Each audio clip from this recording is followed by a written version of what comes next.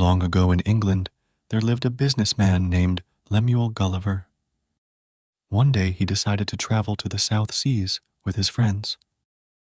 The sea was rough, and violent storms struck their old battered ship. All the sailors, including the captain, drowned.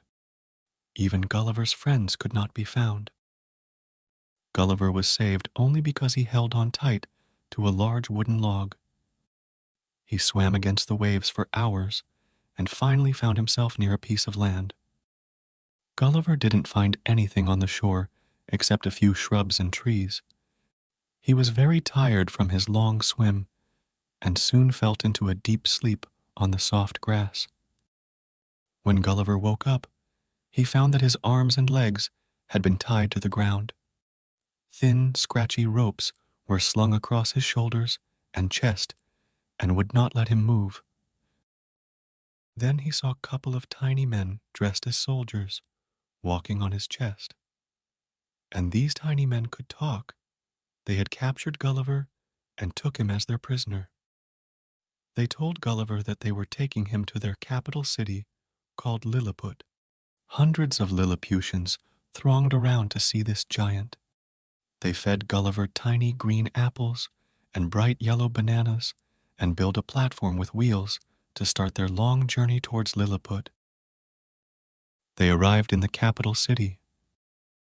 Gulliver was astonished to see an entire world of tiny trees, houses, animals, and men all around him. And then he was brought before the king. He knelt down before the king and asked him if he could stay in Lilliput. The Lilliputians no longer thought that Gulliver was a giant sent to destroy them. They started to trust him. One day, the king invited Gulliver for his birthday celebrations. Suddenly, a fire broke nut in the palace. Gulliver pulled a stone fountain from the garden and poured the water on the flames.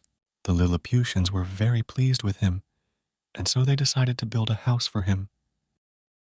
After some days, Gulliver saw a fleet of ships from the neighboring land of Blefuscu coming to wage war on Lilliput.